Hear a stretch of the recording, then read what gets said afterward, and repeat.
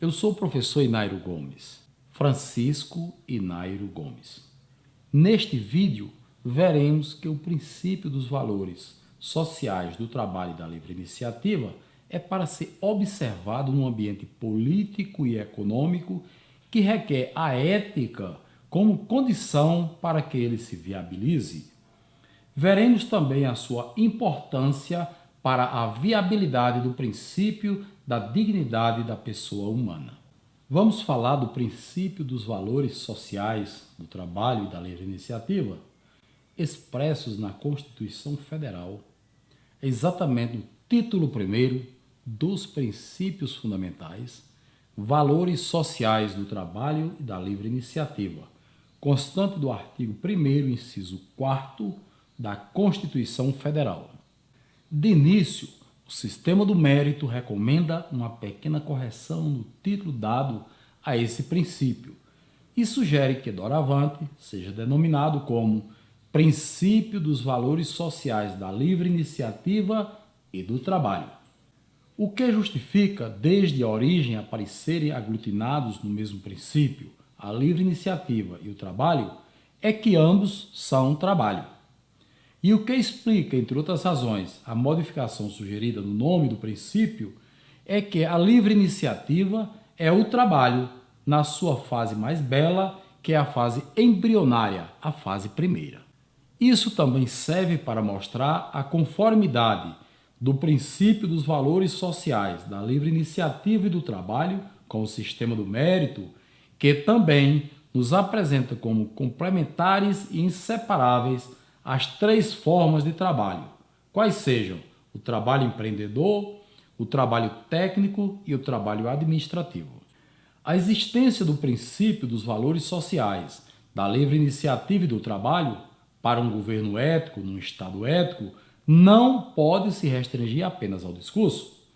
A exemplo dos demais princípios, ele é para ser posto em prática na sua íntegra. Isso porque ele é um princípio eminentemente prático, cujos fins visam assegurar o atendimento das necessidades básicas humanas enquanto exigências fundamentais da vida e viabilizar a observância do princípio da dignidade da pessoa humana e o progresso sustentáveis.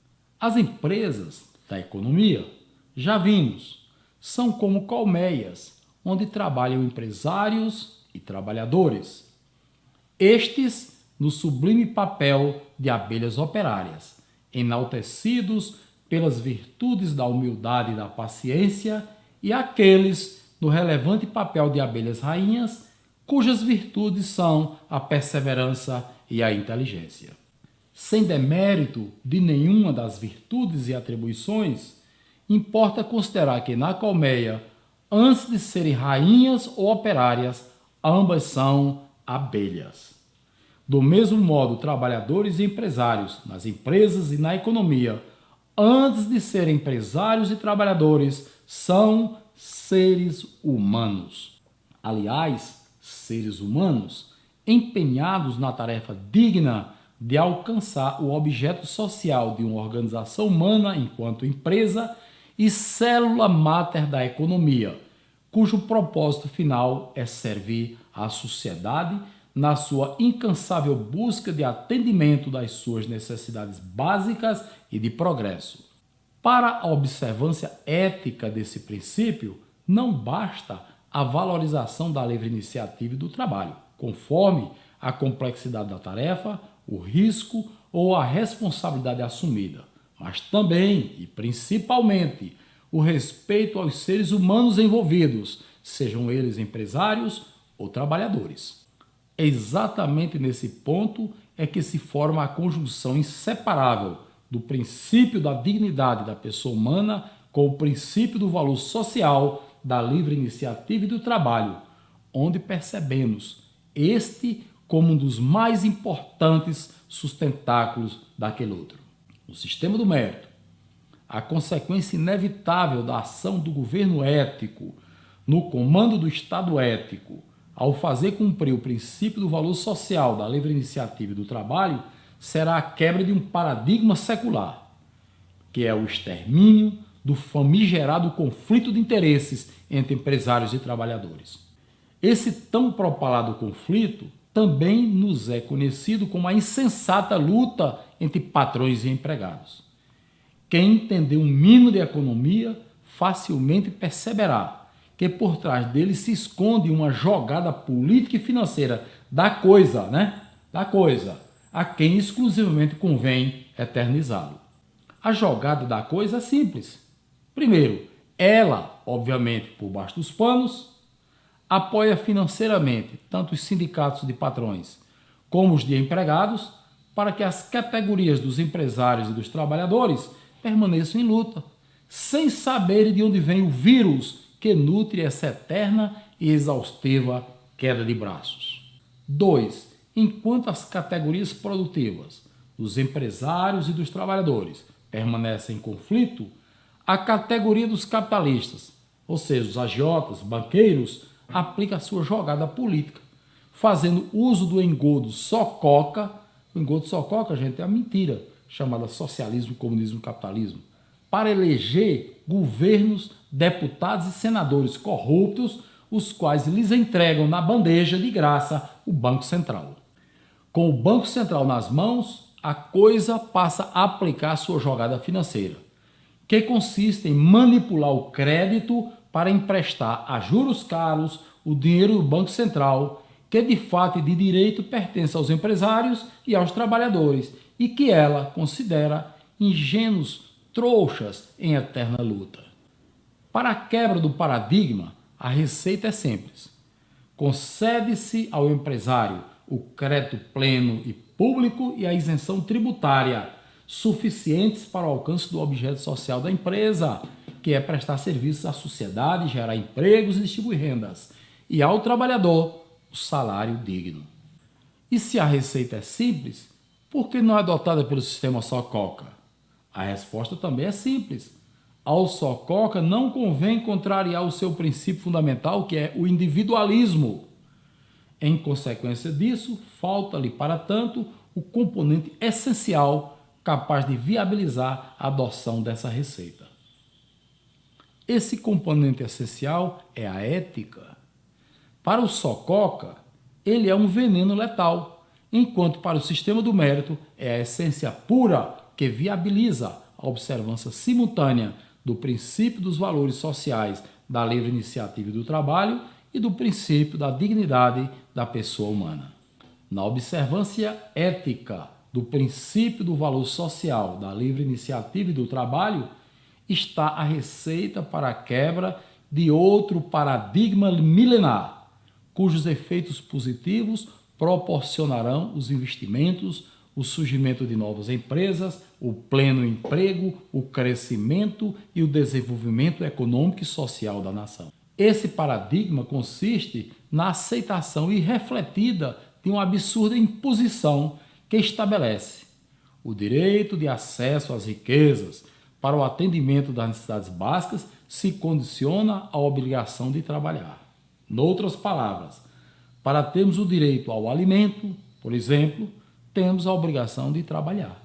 Muito embora esse paradigma nos tenha sido inculcado há muitos séculos e hoje o aceitemos sem questionamentos, ele não passa de uma prática antinatural, oriunda dos regimes de servidão impostos pelos tiranos conquistadores àqueles povos que por eles foram conquistados e escravizados. Ao analisarmos as leis naturais que regem a vida, veremos que o atendimento das necessidades básicas se constitui exigências fundamentais da vida, cujo atendimento são direitos de todos os seres humanos. O trabalho é uma dessas exigências e, portanto, um direito e nunca uma obrigação. Ou seja, nós temos o direito de trabalhar e não a obrigação de trabalhar. E, consequentemente, temos o direito aos frutos desse trabalho. E é com os frutos desse trabalho que nós atendemos às exigências fundamentais da vida, que são as nossas necessidades básicas. O dever de todo ser humano é servir ao seu semelhante e, por extensão, à sociedade. Servir ao semelhante, no entanto, é uma faculdade de natureza moral e não se confunde com a obrigação, que é uma imposição do Estado, cujo cumprimento não enseja mérito, senão para ele que a impõe.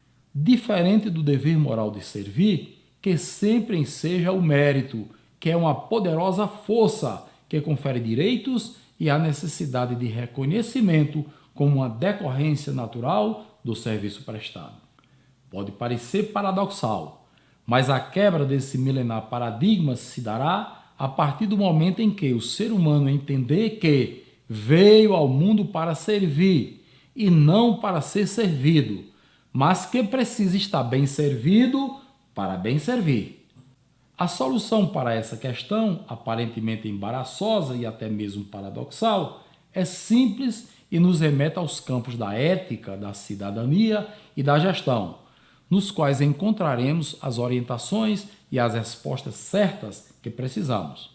O princípio moral da ética nos ensina que devemos servir aos nossos semelhantes na exata proporção dos serviços que deles recebermos.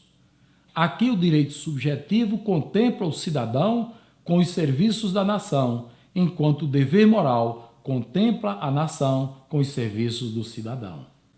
Resta esclarecer quem deve servir primeiro, se o cidadão à nação ou a nação ao cidadão. O recado da ética, nesse caso, é dirigido a quem já exerceu o direito ao serviço e que, por essa razão, está com o dever de servir. Conclusão: cabe primeiro à nação servir ao cidadão, para após receber deste o correspondente serviço.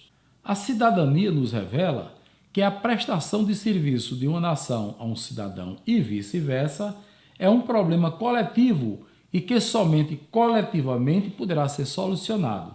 Daí a necessidade do envolvimento do Estado para realizar este importantíssimo munus. Aqui entra em cena a gestão pública para nos orientar e viabilizar a forma e os relevantes serviços que devemos receber da nação e como oferecer a ela, que é a nação, a devida reciprocidade pelos serviços recebidos. E tudo conforme as nossas vocações, potencialidades e diferenças individuais. O sistema do mérito nos ensina como a gestão do Estado deverá proceder nos casos de prestação de serviços da nação ao cidadão e vice-versa, a partir da aplicação das políticas públicas do salário mínimo, combinada com a do crédito pleno e público, entre outras. Para termos uma ideia de como seria isso na prática e nos vínculos entre os princípios dos valores sociais, da livre iniciativa e do trabalho, com o princípio da dignidade da pessoa humana, recomendamos assistir aos vídeos da temática 2, 4 e 5, que tratam de ética, economia e finanças. Conclusão: o princípio dos valores sociais da livre iniciativa e do trabalho não está sendo observado e, com isso, os governos do Sococa, em relação ao referido princípio, estão desobedecendo a Constituição Federal, sendo essa uma das causas do grande atraso da nossa economia, do nosso país, da nossa nação. Esse é um problema muito grave e que precisa ser resolvido. Para tanto, precisamos de conhecimentos sobre ética, cidadania e gestão, que é o que justifica o nosso trabalho ao apresentarmos esses vídeos. Por isso, adquira os vídeos, faça a sua coleção completa e assista-os juntamente com seus amigos e familiares. Vamos ao debate, nas escolas, nas ruas, nos bares, no trabalho, onde nós estivermos em momentos de trabalho e de lazer. Porque tudo isso nos ensina o que é a demarquia, que é a verdadeira democracia. Está chegando a hora, gente. Vamos à festa.